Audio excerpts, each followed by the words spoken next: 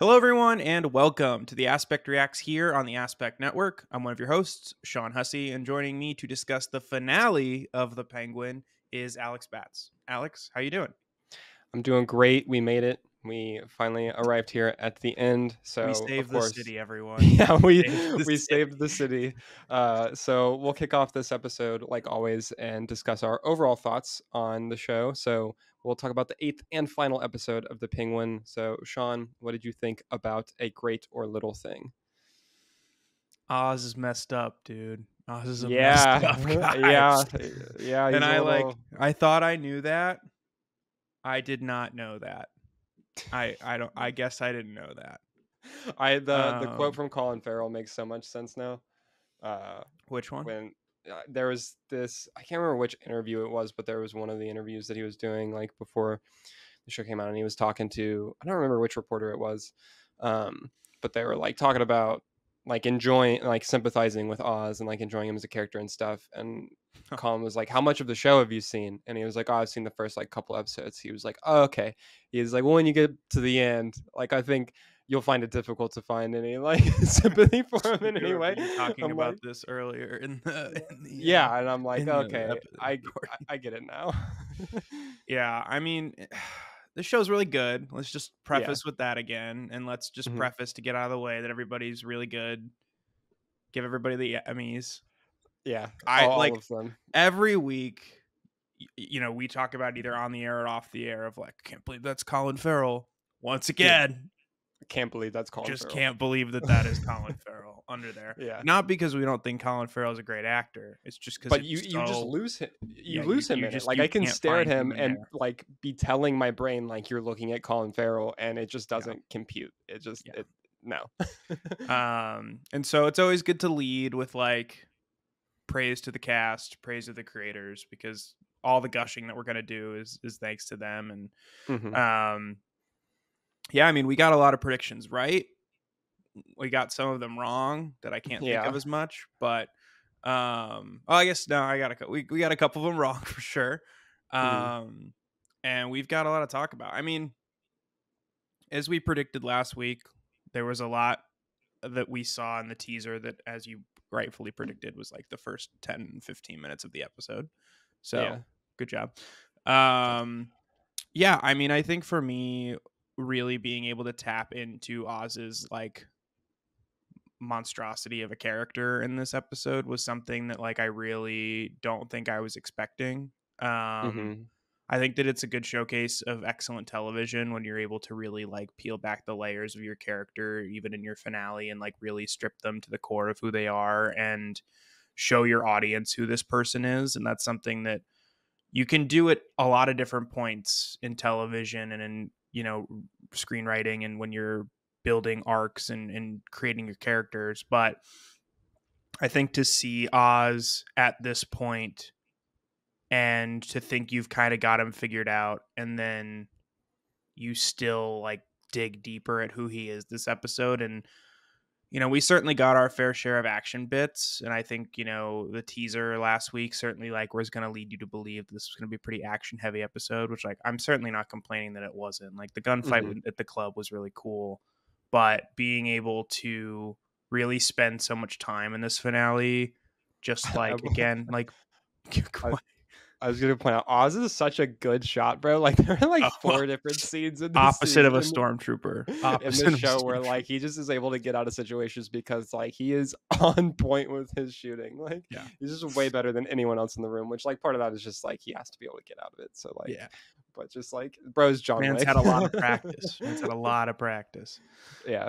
Um, no, and just being able to again dive into his character in a way that I think we were somewhat expecting, but also I think took us by surprise in a lot of ways. In the way that that a lot of what was teased that I thought was going to be sort of left to the imagination of Oz's character and characterization was like really explored in this episode. And I love that overall, like when you look back on this show and you go back and rewatch it, which is I'm sure we will do in the years to come as the Batman saga continues and we want to I like mean, epic revisit crime this. saga, by the I way. wasn't going to say it. You can do it. because it definitely has not been dropped as the moniker. No, it is not. I don't remember No, if we'll we talked talk about more that about that later. That's in on the air script for or you a little not, bit but later. like That's a little I, bit that's in the script for you later, actually. the fact Um, that that is definitely not gone. Reeves has dropped that name like twice in the last week. even on including, I think, in the announcement that he made Yep, before the show tonight, yep, which it was was on awesome. there. But, just again, like, being able to explore Oz's character, and when we're rewatching, I lost my train of thought, but I found it. Mhm, When we're rewatching, like, this show at the end of the day is going to be about Oz and his mother. And I think mhm. that that's certainly like not what you thought it was going to be when you started this show. And Yeah. like, I think it's so much by the end did not become about him and Sophia, or him and Victor, and like there are elements of that, and those stories are tied up in a bow in a lot of ways, and there are other threads Mhm. to be explored that we'll talk about. Yeah. I just like I'm certainly not disappointed, but I'm just really fascinated by this choice to go into this show exploring this relationship and why Oz is who he is, and what made him that way, and like that being the core of your story. And I think that some of our most successful comic book adaptations and properties and films and TV shows really succeed because they're able to tell such human stories at the core of them. Yeah.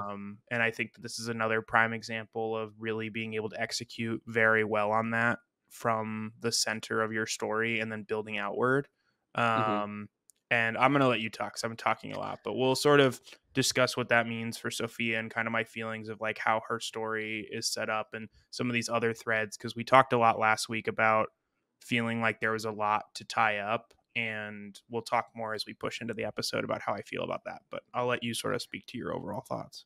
Yeah, I mean, to the point about the fact that the show is about his relationship with his mother and how broken and messed up of an individual he is, and like that's the core, as opposed to the show being about him like becoming the kingpin of crime in Gotham, is, as you were saying, like a really smart move. And it's also like it's the way that you have to do it, right, to make it as engaging as it is, because like you can be like, you could pitch the show as like, oh yeah, this is going to be a show about how Penguin becomes the kingpin of crime of Gotham, but like why and what does that mean is like the next question you have to answer. Yeah, And if you're doing it correctly, it's the question that you answer before that, right? And so like that's what they did here, and like it makes perfect sense. Obviously, like in hindsight, you're like, oh, of course, like that'd be the way to do it. But it's just such a smart call to make, like on the front end of it, that it really, as you said, where you're just able to build outward from that and like achieve the level of depth and complexity that they get here, and just kind of make it to where like that's always the thing that you're going back to and like revolving around. And all of the other pieces around it are of course like excellent, but having that be the thing that kind of holds it together and is the driving force for him, just makes it that much more engaging. Yeah, I really enjoyed this episode. I don't know if I loved this episode, which hmm. is weird. I don't know. I have a hard time, and I've been feeling this. I don't remember what other stuff I felt like this with recently, but like falling action and like wrapping things up in general in media is like just very hard to do. Like if you have a continued like feeling like things are just getting better and better and like escalating and stuff, you're like ending things is just so difficult. And like there's the argument to be made that this isn't like a complete ending, because obviously like his story will continue, but like it very much is an ending for the show and what the show is doing. um and like I don't know, there's just always still that feeling of, it feels disingenuous to be like, oh, that's it for it, because it's not like they didn't successfully like wrap up the things that they were doing, and like, which we can talk about that as we get into specifics. But like as I was watching it, there was the kind of feeling of like, okay, like, yeah, I see that. And like, yeah, I see this. And like, okay, I see how these pieces are like coming into place. And so it loses the little bit of like unpredictability and like, oh, like, I wonder, I don't know. You just like, for me, it's like, okay, yeah, like things are coming to their, what feel like natural, like conclusion now.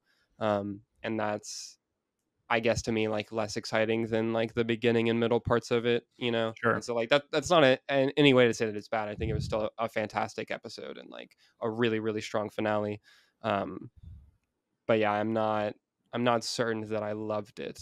it would probably not be as high up in like my ranking of the individual episodes if I had to do that. I don't even know how I would begin to like rank these as a whole though. Like it's still just incredible television. Overall, show's really good. Yeah, show's real good. And like, and the thing is like I don't really know, like I have no like alternative pitch for like what you do with the finale to like make it quote unquote better or like different. Like, yeah, no, these are how the pieces were fitting into place and like where things are going, and like it's still excellent. But yeah, endings are just difficult to do, I think. Yeah, I think that's fair, and maybe some of that just stems from like, I don't know, distaste feels like a strong word, but sort of your hesitation to embrace like the flashback stuff, which ended up becoming a real core element of not only this finale, but sort of the back 2 to 3 episodes of the show, which I would argue and somewhat agree with you that while I think it's ended very strongly and continued to be great, I do think the last 3 episodes were probably somewhere in the weakest of the 3, like of the 8, however you want to kind of rank them, which is not, again, still very good television. Yeah, it's still like the weakest of these is still like still in the very good television of like television. Yeah.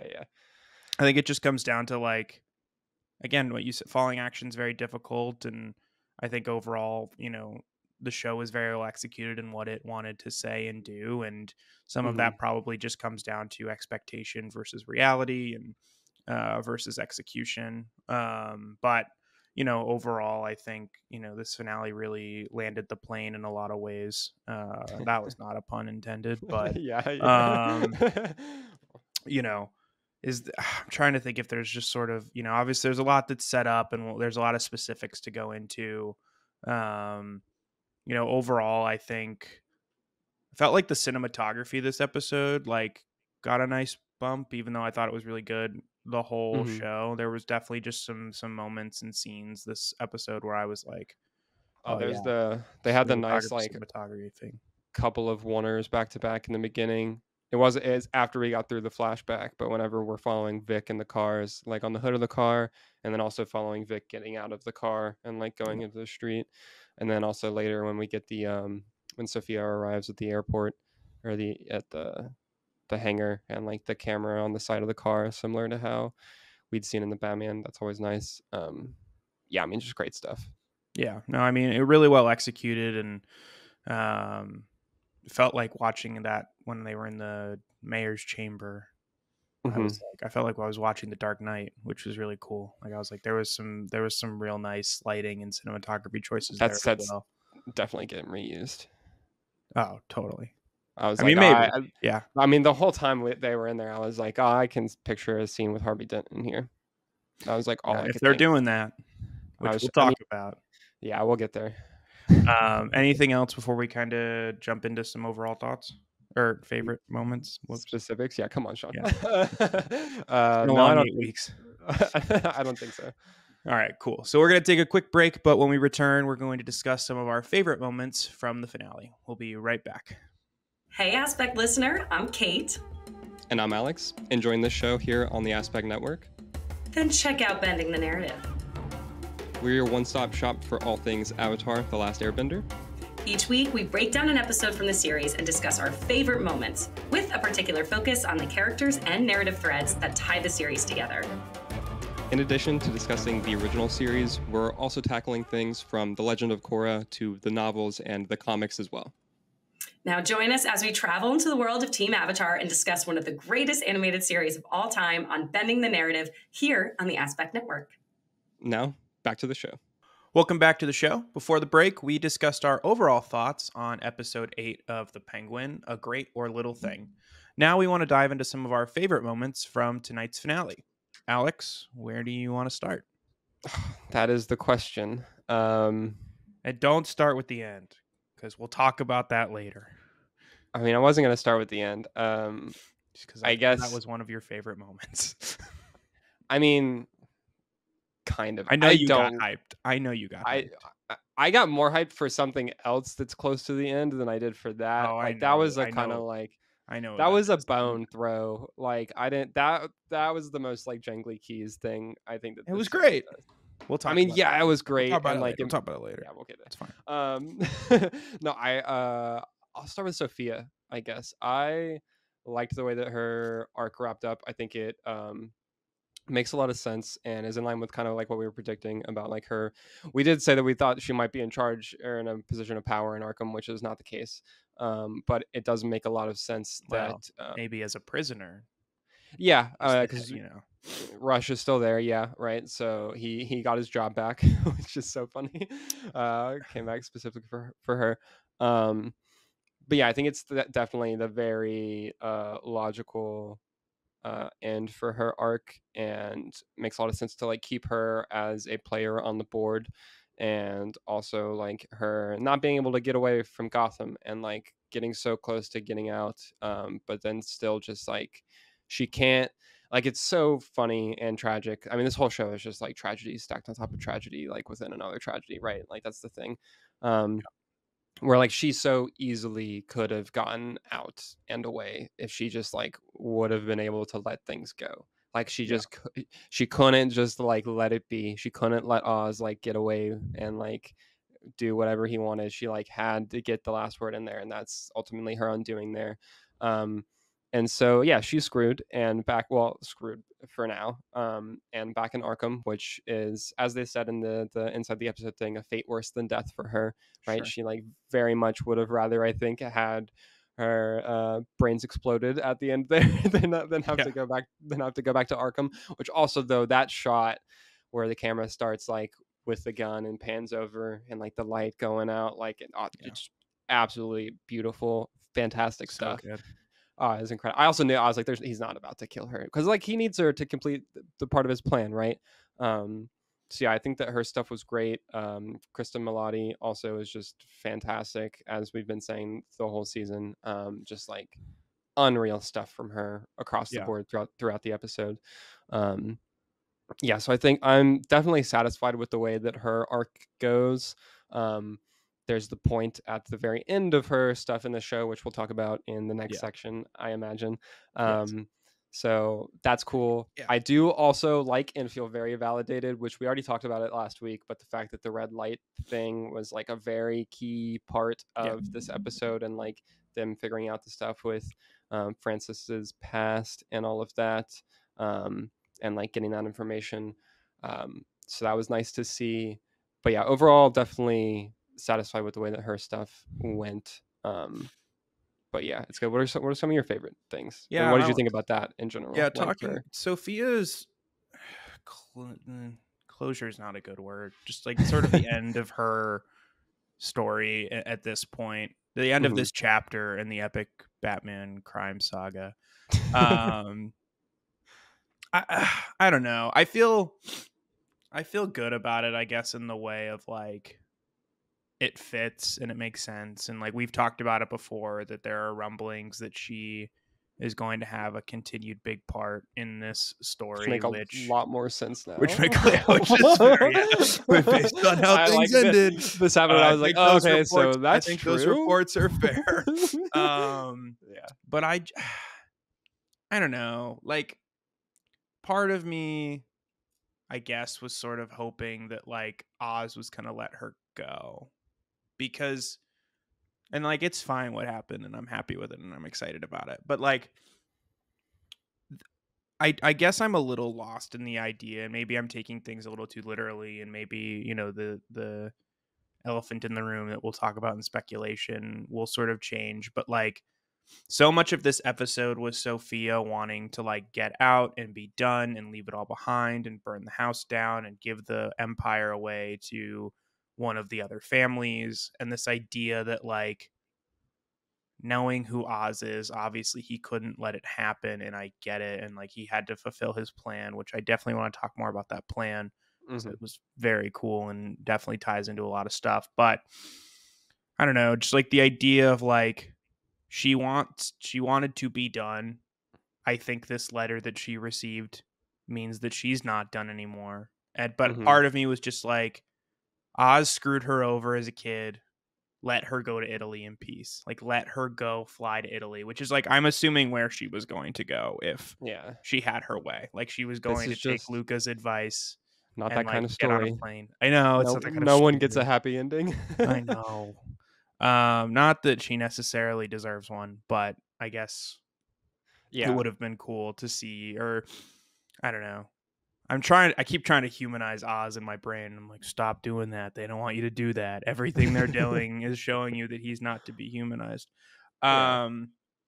And just wondering of like, obviously Rush is still sort of in cahoots with her, and Mhm. I wonder what is next for her outside of that letter, because it seems like she doesn't have interest in ruling the crime of Gotham, but maybe she does now that that letter came, and Oz let her live and she's back in Arkham, and Mhm. we'll see. And I think they're probably going to be forming a little bit of a team in there. I was wondering Mhm. if like when we come back to Arkham, if who that letter was going to be from for a second, or like if we were going to get a certain person's laugh, or Yeah, I did also. I had I that was feeling too. like, I was like, who else are we about to see like right yeah. now? I think they're forming a little team in there. But nonetheless, that was a great sort of wrap up for her character. I think it's worth starting with everything that happens at Monroe's and talking about his mother and Oz, because I think going in somewhat of chronological order of the episode is always good. Um, God, that sucks. I mean, she just a lot of things Also, can we happen. talk about the fact that we were completely wrong and the fact that she like knew the whole time that Oz is just the worst person and murdered her sons? I don't want to be like, I'm not sure I thought that. I guess, but like I'm not gonna do that in retrospect. Um I guess there was a part of me that like it felt like everybody was kind of in on the secret, but I guess it was only just in the way of like we don't talk about the boys Hmm. and then we find out what happens to them. But the whole like her sending Rex to potentially kill Oz was totally out of nowhere in a way that was like that's a great take on this. And Hmm.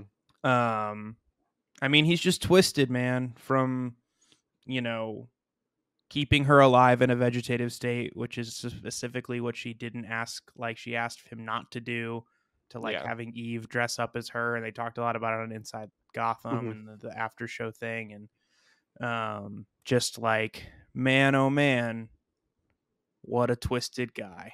And I like, man, what a tragic story. I love that he just like flatly refused to say what he did. Yeah. Like like whenever Sophia's like, you were gonna let me cut her finger off, like you just straight up wouldn't have said it.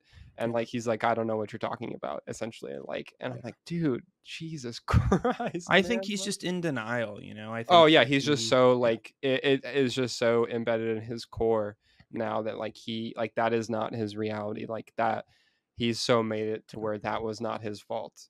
yeah, And like I mean, I think that when he tells Vic however many episodes ago it was that he's like the city took them, that like that is what his reality of the situation is. Like right. it that wasn't him, and now he'll do, everything is for his mother, and really to get his mother's approval, which he can never have. Which is yeah, I mean it's wild. He's messed up. He's a messed Yeah, up dude. yeah. I Um, also like. I mean, I was technically wrong in the fact that like she's not dead by the end of it, but yeah, like for like I mean, but you were right about something else. So we'll talk about it a little bit later. what was the other thing I was Um, right about? about who I is dead. yeah, You got one of them right. Um, that sucked. yeah, we'll That talk sucked about it. so But hard. yeah. Um, I'd love to jump over specifically into you know, the sort of this councilman whose name I now can't remember. It's Haiti. He's a Haiti big, is a yeah. big He character. he Tell me becomes about him. yeah, in a lot of stuff. He's the mayor for a while in Oh, Gotham, and he's super corrupt. oh, Obviously, as we clearly. can see. But he's a pretty well known one of the political figures that gets thrown around Gotham a lot. So it was I did like that they, because I don't know if they had mentioned his name prior to this episode. I can't remember, and I just Yeah. like didn't notice it. But like when they said it this episode, I was like, oh, I know you for sure. He's not like a major character, but like he is one of the Cool name drop. yeah, cool to see.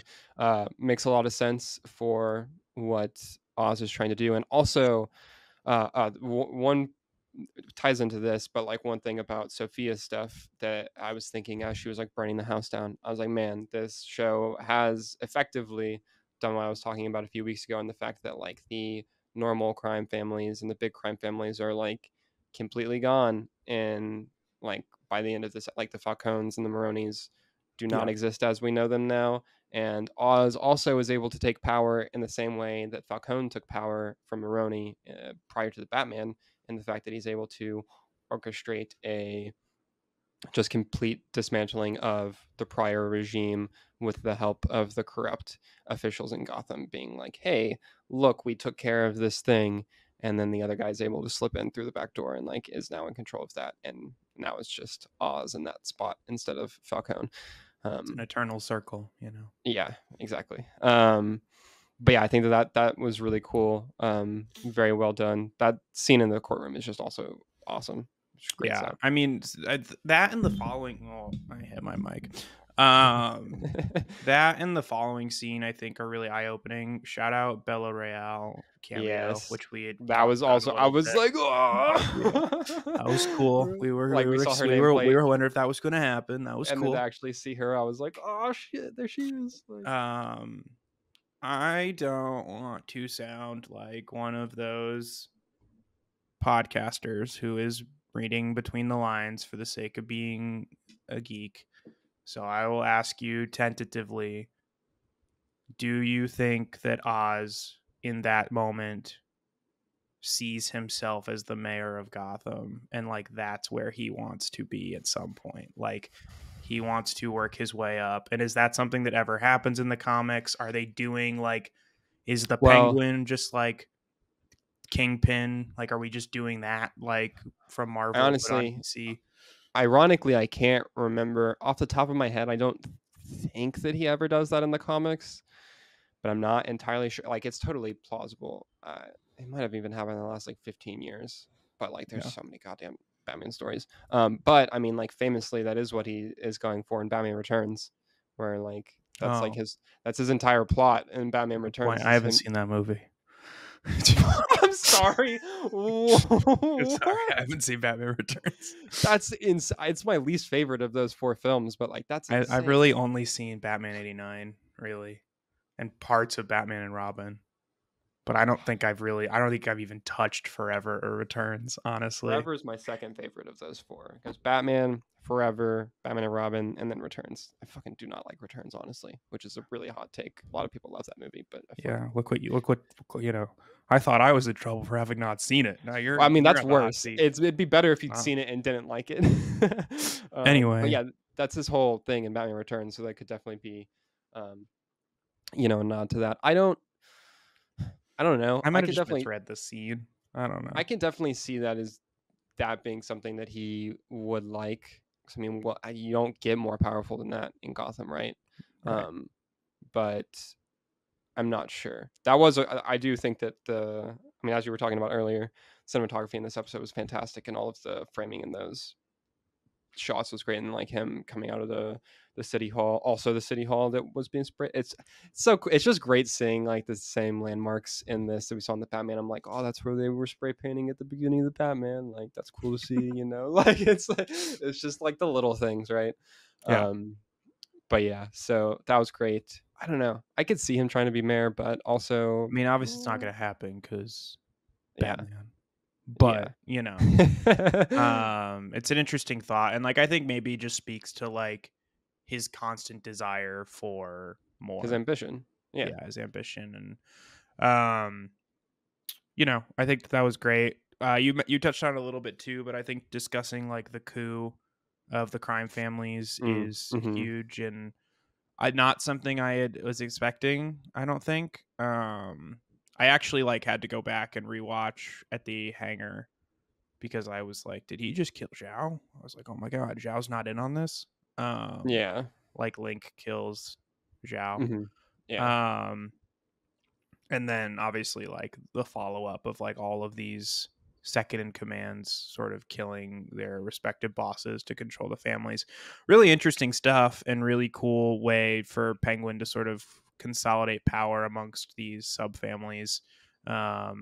It felt like he had already kind of done that with the beer thing, but I love that his mistakes, and good God, does he continue to make mistakes, as we've talked about and as I've highlighted every week, which it was part of what I love about his character, is like he is constantly fucking up, and yet has found himself at the top. And we'll talk about it a little bit more later, but I feel like my sentiment all season, not to backtrack on what I said, but like when I was saying all season, like, I just don't know how he can come to the top. Like, he keeps getting in his own way. I think more realistically, what I realized is like it's going to cost him so much, and it has, and we'll get into that. But what did it cost?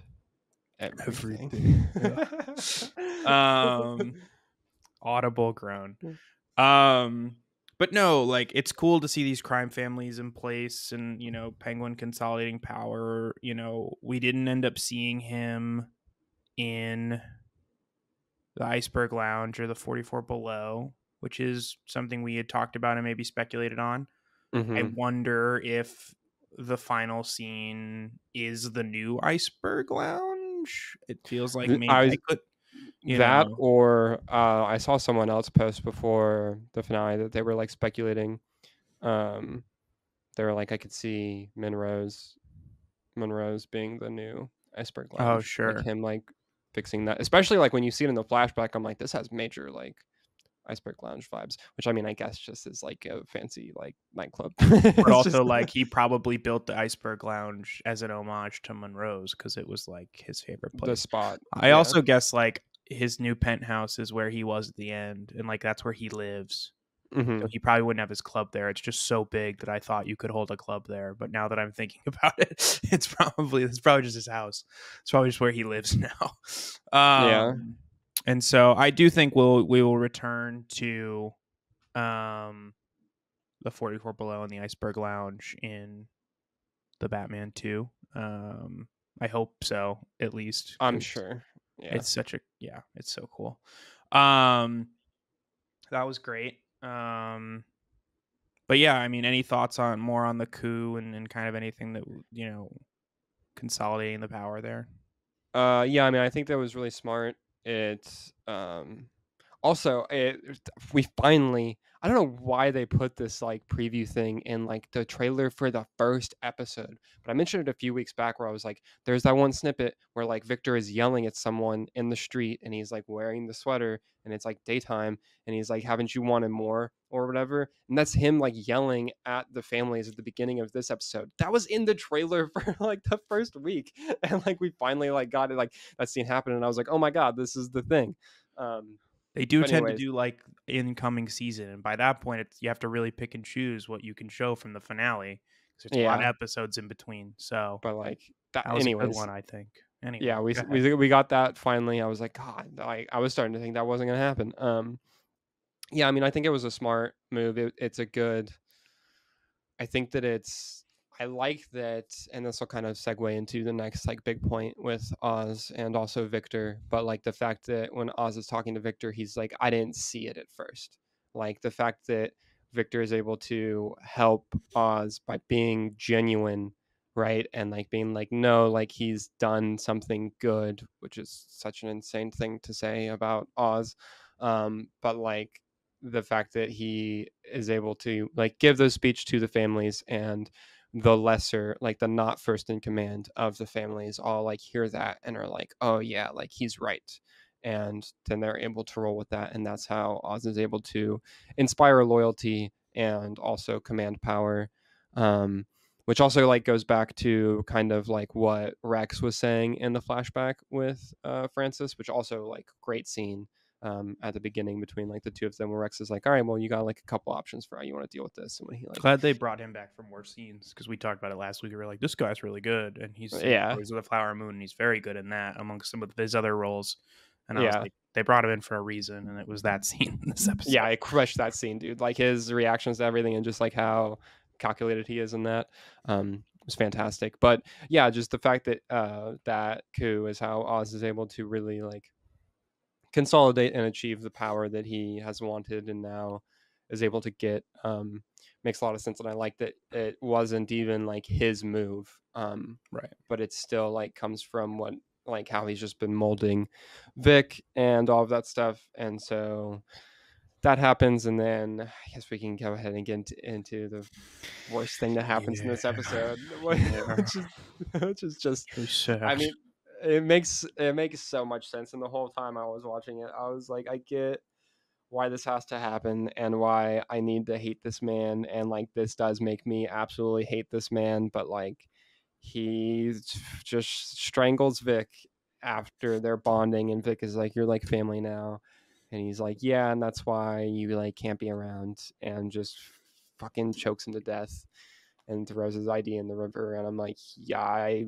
hate you so much, you're the worst. Like it just, Yeah. it like I get like it's awful, it's so terrible. This dude sucks, he's a monster. And it just, I mean, yeah, it makes sense. It's super tragic. It like is the only end that there could have been for Victor. It also goes to your point where you're like, I can't see him being a background or side character in like future stuff. And I'm like, well, and like I pushed back on that a little bit, but like, yeah, like you did have a point, kind of, and like this is the way to solve. I didn't want it to be this point. Yeah, this is not what I wanted. I didn't ask for this. Yeah, but not what I meant. I didn't want him to die. Dude, terrible. It's so sad. Like, but like it also just like it leans into what I was saying over the last like really last week and a little bit, I guess, before that, of like, despite all the bad things he had done, we really didn't see him like cross over. Vic was still a good person. He's a good person, and like good people don't survive in that type of world. And like, yeah, you know, it's just it sucks. Really. It sucks. It sucks so hard. It's just it's not cool. It's not cool. Oz is bad, dude. I want Batman. I really want the Batman 2 to open up with Batman just like beating the shit out of Vic. Like, that's for Vic. It's for I Vic. need this kid to take it down a couple pegs, man. Like, come on. Like oh god. And so yeah, like that really sucked. Maybe it means the twins can come back, who I've been begging for to come back for this whole show, and they did not. Yeah, I want them to be back. I'm assuming that's who they're supposed to be, anyways. Right? No, it has to be who they are. But like, I wanted that really bad, and they didn't. Yeah, I wonder what they come back. Yeah, what are they up to? Maybe they died in the flood. That would be wild. I don't know. Yeah. Yeah, I mean, I think. I mean, so many things. Such a good finale. I mean, and some other things too, like just off the bat, like bullet points, like bringing his brothers back for that like haunting scene. Hallucination. And I love that they decided to like how they played with the flashbacks this episode of like, oh yeah, how it's still like it's like current. Yeah, letting Deidre O'Connell. Did I get that right? I'm so. Ugh. They were calling her Dee Dee, which I assume is just because they know her and are on a first name Deirdre O'Connell. Let her sort of play that, and they did with the mirror. That was really cool. Mm-hmm. God, the more and more I wonder, and this is sort of leading into speculation, so I'll let this be the last thing before we transition out. But like, unless you have anything, of course. But I was going to talk about his outfit, but that's also yeah, that'd be cool. We get the classic like penguin outfit. Is gold like a classic thing? Yeah, he normally has the gold like inner, like it's either like gold or yellow for the like vest. Yeah, and he has his top hat. He doesn't put the top hat on. No, he doesn't. Like, all right. I think they knew that it was probably a little much. Yeah, I mean, it definitely. I bet he probably looked a little silly in it. Probably. But I was just gonna say, like, I think that Julian Rush is going to continue to be somebody of importance. Problem. Well, problem and somebody of importance. Like, I'm wondering if your Mad Hatter or Calendar Man theories, or just if he's an original character who's kind of an amalgamation of a few different things, continues to sort of brew. Mm-hmm. You know, I'm interested to see what happens there. I'm still, I think, a little off put just by, not off put, but like, you're going to need to do some real convincing for me outside of whatever Selena's letter says that like Sophia wants to get back in this game, you know? And like, I wonder, and like, especially considering where Selena leaves off, and we'll get into it in a minute, but like, I just, more than anything, I would love to know if like Selena's just like, come to Bloodhaven and hang out with me, sis, you know, not like, let's take over the city, sis. But I guess we can start there when we come back. Yeah. So, all right, we're going to take a quick break, but afterwards we're going to speculate on what's next for the Batman epic crime saga. We'll be right back.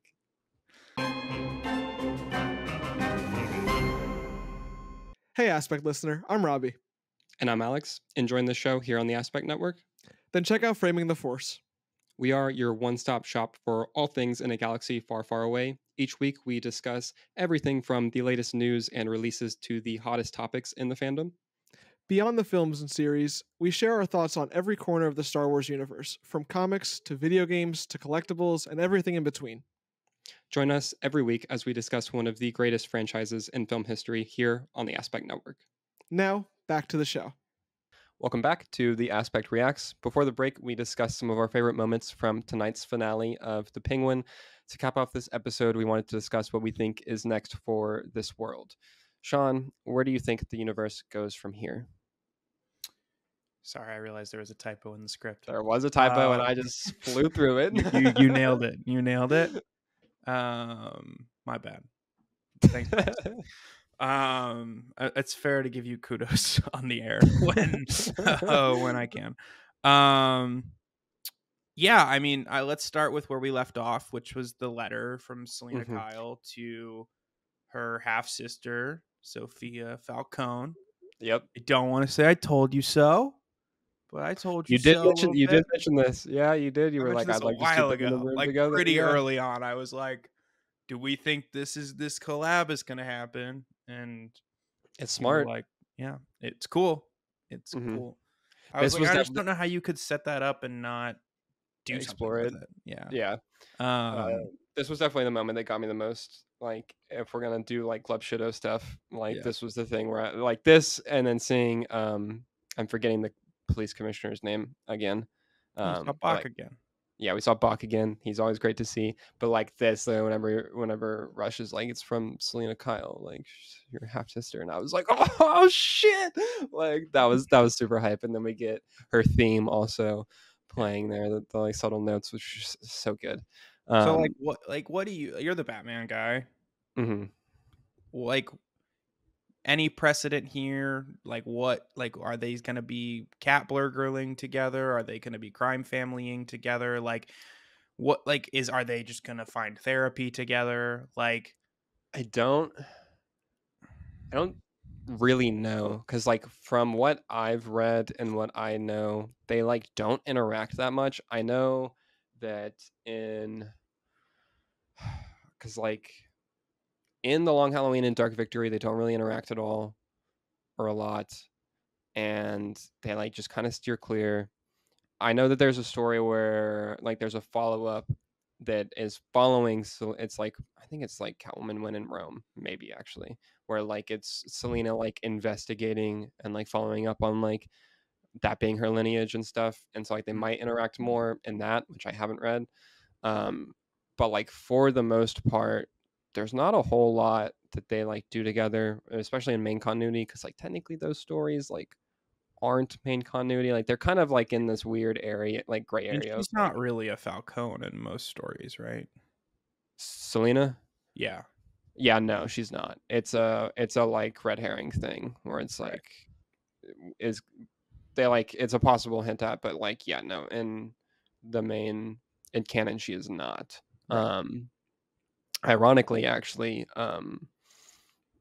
Rex is her father, and if I'm remembering correctly, that's the reveal in Batman Eternal was the book that happened, because Batman Eternal is when Rex is introduced, because he's like the lion, and we get that backstory that like he's Selena's father, because he's the lion.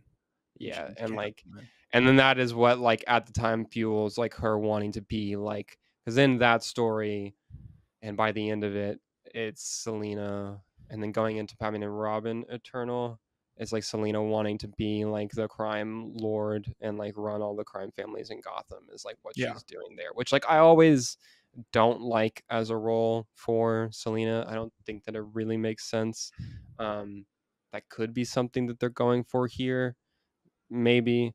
My first thought was just that like I could see Selena wanting to break Sophia out of Arkham because out of like Right. some sympathy and like, hey, like this Totally. But like, what are they gonna go do? Is like, not that you need to have the answer. Right? Like, that's the point of the speculation segment. But like, no idea. Selena doesn't want to run a crime family. It doesn't sound like Sophia really does either. Mm-hmm. Like, and also as we've speculated, but now maybe some inside reports have led us to believe otherwise. Like, you know, she's, like she's gonna play a big part in the Batman 2. Sophia. Yes, which we've speculated that maybe Selena would be out of the picture for the most part until the Batman 3. Which now seems now not seems not. accurate. Which, like, that was just us speculating, right? Like, there's no reports Yeah. that were saying that. We were just thinking that. Yeah. Jesus Christ. In other news, the Lions. Yeah, Gabe context for the audience. We just watched a game-winning field goal for the Lions. That was wild. Yeah. And so, anyway, yeah. I mean, it's interesting. Well, on that, I guess we'll just find out. I guess we will just. Yeah, like I just have to imagine that we'll see them both in the Batman 2 now. At this point, like I just like don't know what you. I don't know what you do with this that. movie's got to be Like 3.5 Matt Reeves hours long. clearly bro. has a good idea. Like clearly they know what they're doing. So I should stop questioning it. You know. Yeah. Like I definitely am like I don't know. Like Bruce is like Selena's his love interest. If she's starting to associate with her sister who's a Falcone, like that gets messy. But Batcat is always messy. Like I don't know. Like it's just there's a lot going on there. Yeah. And I guess we'll find out. Let's talk about the bat signal lighting up. Mm-hmm. He's back. Yeah. Well, presumably he's back. He could just be being called for and not show up. Let's just say he's back. It's also the other thing. He's back.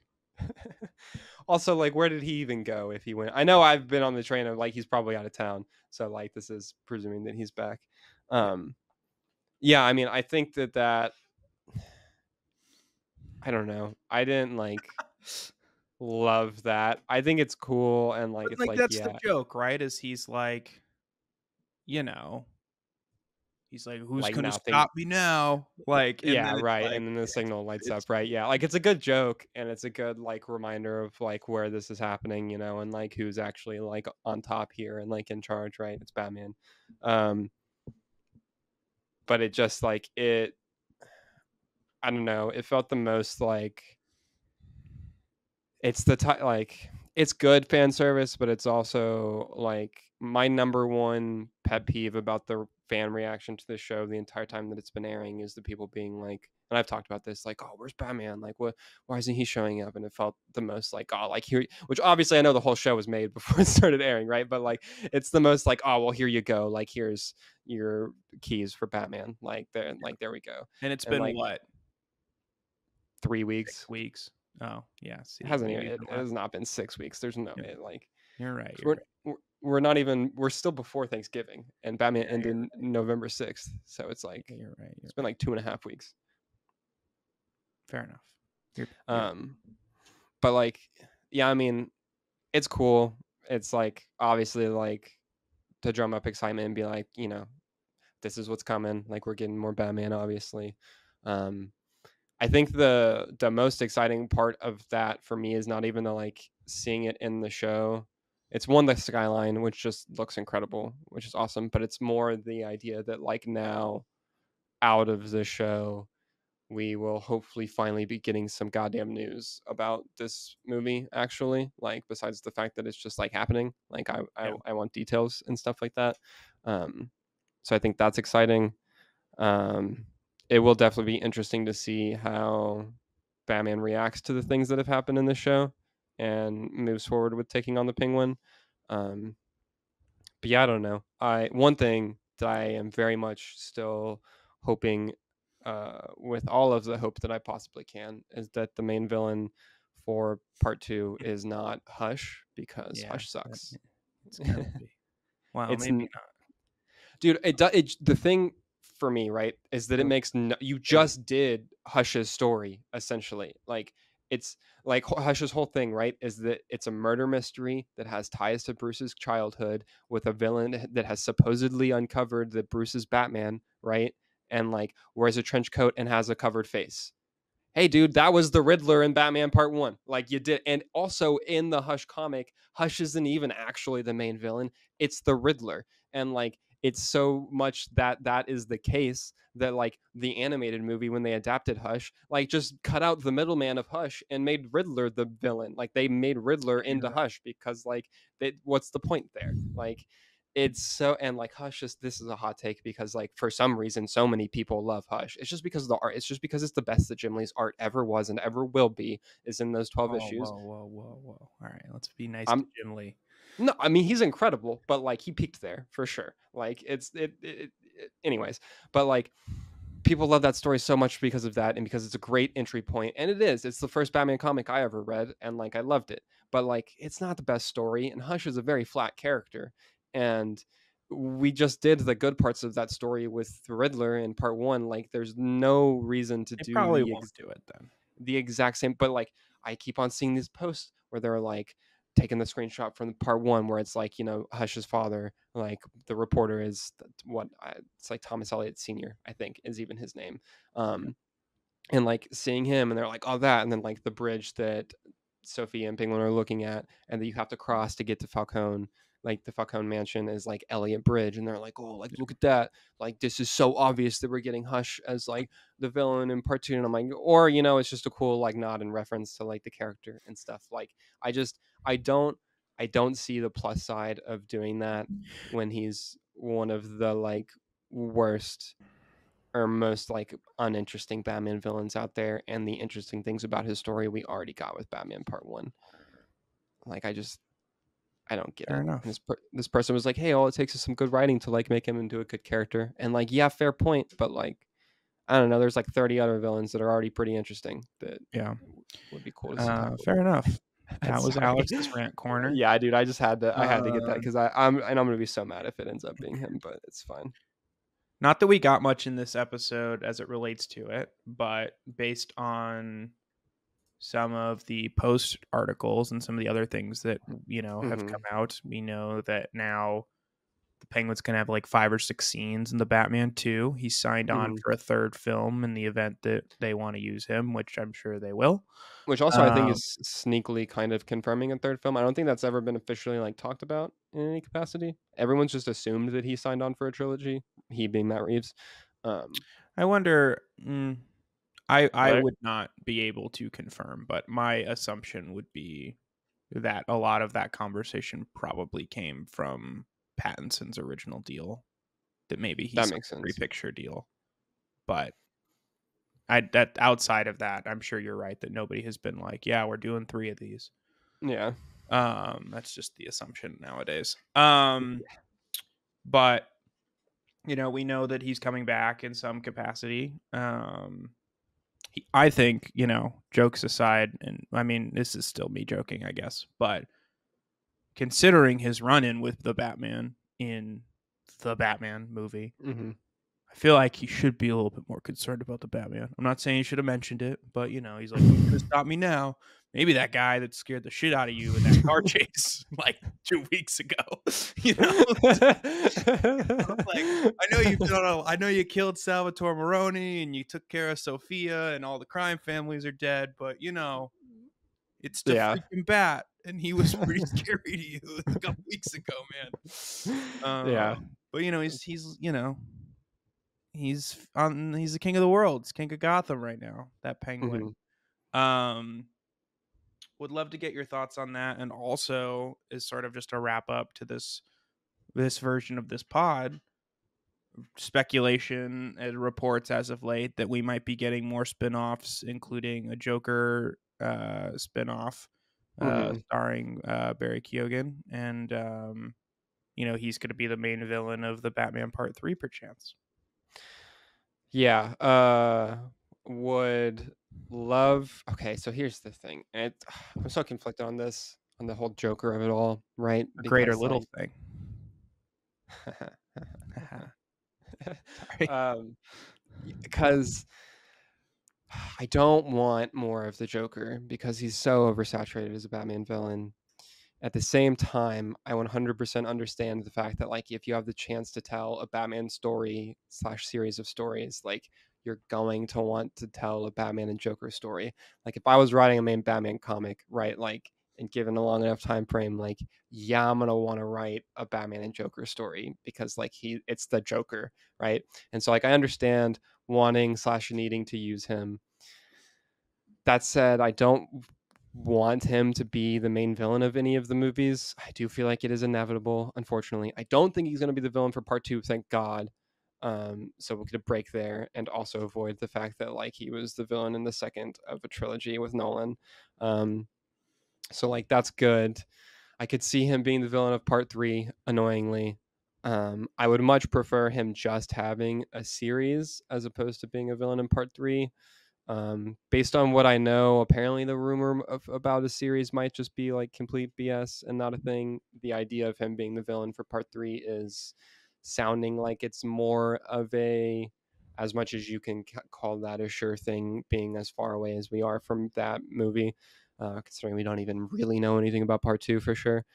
Besides now that Penguin will have 5 or 6 scenes in it.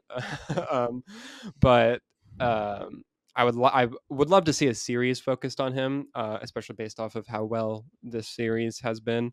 I think that whatever they want to do for spinoffs in this universe are going to be fantastic.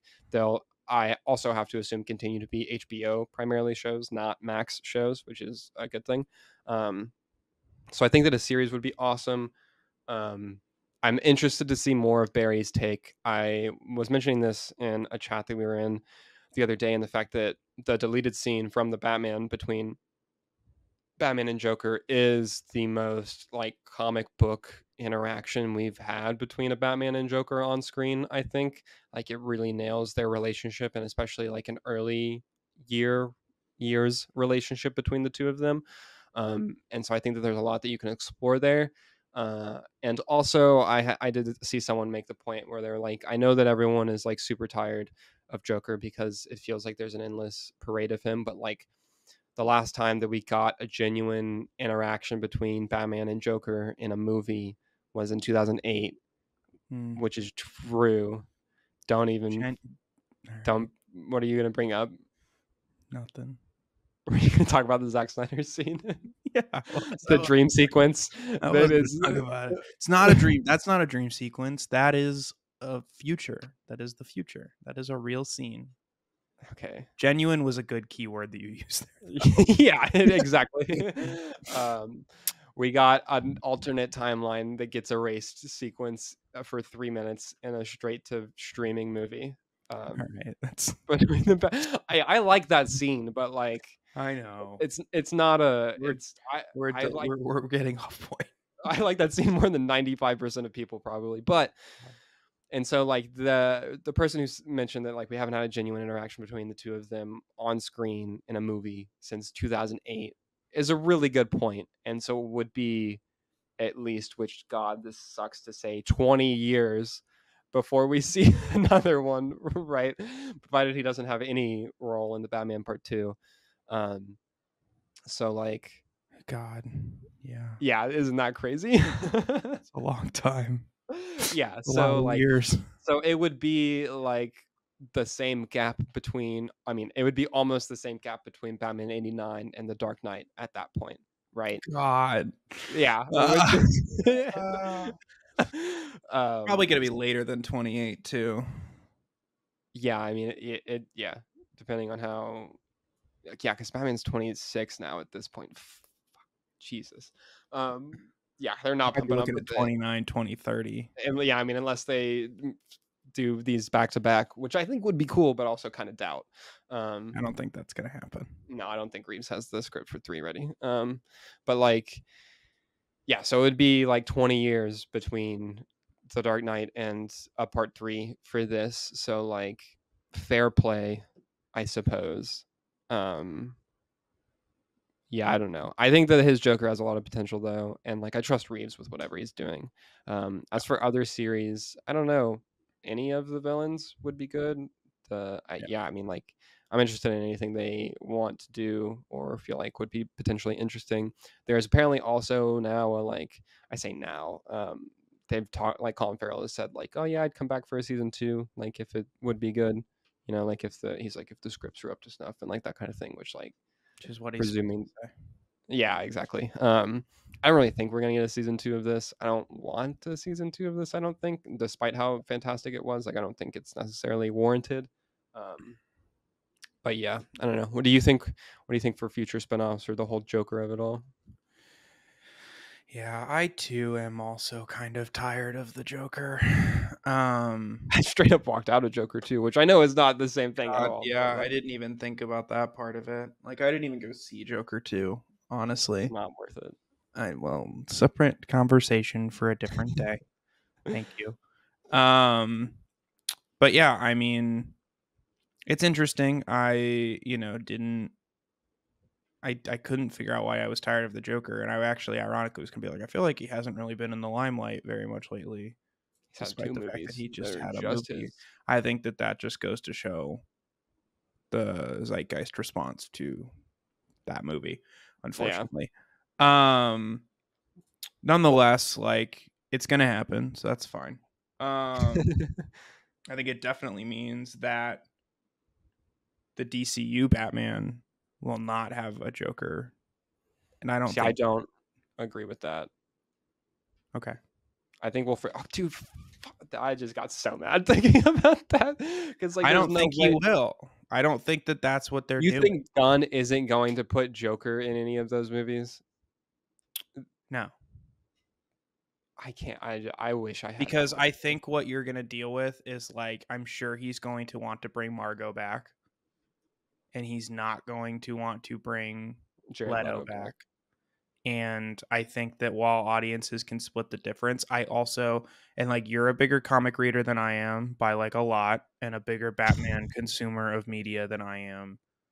But I think that in a world where Batman has a son, Damian Wayne, who's like around as Robin, I know that they fight the Joker when in the current run where like Damian's around. But like, I just feel like it's from a different time. I feel like Batman versus Joker is from like his Dick Grayson and Jason Todd years. And Joker has a very pivotal part in the Grant Morrison stuff when Damian is first introduced as a major player. Right. I do know this, but I don't think that they're doing that. I don't know, man. That's the book that he sent LeBron. So yeah, well, listen. I'm just saying, like, I think that Gunn really wants to lean into cosmic is the wrong word. Cosmic is accurate for like his DCU and his phase 1 of his DCU or whatever he's called, chapter 1. Gods and Monsters. I don't know. Like, people were really excited about the fact that like Creature Commandos is going to have like a really like comic-y Clayface, and, like, that type of thing. And I think that with Damian involved, we're obviously going to get some more Ra's al Ghul, or however you say it, one of the right ways. Yeah, I used to know how to pronounce it for sure. Yeah, I remember you did. I forgot. And I just feel like, I think there's a chance that we get actually get someone like Mr. Freeze in that universe, or actually someone like Hugo Strange, or you could get another. I mean, we're getting Bane and Deathstroke. God, that movie's happening. So like, I'm sorry, what? You remember this? Right. They announced that Bane and Deathstroke movie that everyone kind of forgot they announced. Bro, what world do we live in? I can't believe that this is a thing. Yeah. So like, I just think that like over under that Bane is Batista. No, I don't think he's gonna do it. I'll take the under on that. All right. But I hear you. I get it.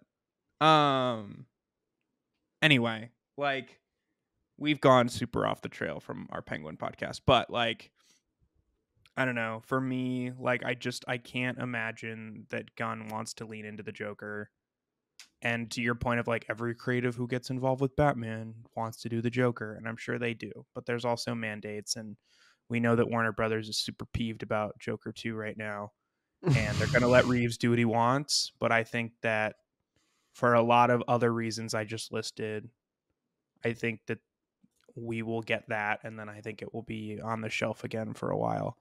And so, yeah, that's my thoughts. We really went off the rails there, but can't wait for more of the Batman Epic Crime Saga. Dude, Ways away. Such a ridiculous name, bro. I can't. It is Epic Crime, Alex, and it is a saga. I mean, I know it's just I love Epic Crime Saga. That's honestly like the nerdiest thing that Matt Reeves is like. That's his hill to like die on. He loves that name so much. Good for him. So awesome. It's so funny. Brad did the hashtag and everything. S. It's so I just imagine him being in the room and everyone being like, that's so not great. And he's like, I don't care. Like all the market people We being love like, it. this is not this is not good. But yeah, Sweet. I don't know. We'll see. We're like 2 years away from Batman Part 2. So Yeah. But we'll get more details soon. 23 months away, bro. They want to shoot it early-ish 25, right? I think. Yeah, but that it's was- slated for October 26. I know, but we'll start hearing and seeing stuff, casting announcements, plot Yeah, details. but it's still 23 months away. It's not that far. We're adults now. That I time know, will fly. but like we're adults now. All right. With that, Yeah. thank you everybody for tuning in to the Aspect Reacts The Penguin. Stay tuned for future reactions here on the Aspect channel in the future from us and from other hosts in the Aspect family. We will be watching Dune Prophecy over the coming weeks. We will not be reacting to it. Alex, I think, just had a heart attack that he thought I was about to announce a show. But no, we will continue to keep an eye out for things like this. Like, television makes great content for these types of things. If there's a film coming out that we really want to talk about, you might expect, an episode or things like that. But, keep in tune and keep an eye on this space for future reactions like this show. But first, Alex, where can people find you online? You can find me online at the Alex Batts. It's BATTS on both Twitter and Instagram. And please be sure to subscribe here to The Aspect on YouTube and any platform where podcasts are found. Follow us on Twitter/X, Instagram, and TikTok at The Aspect Co. Thanks so much for listening, and we'll see you next time.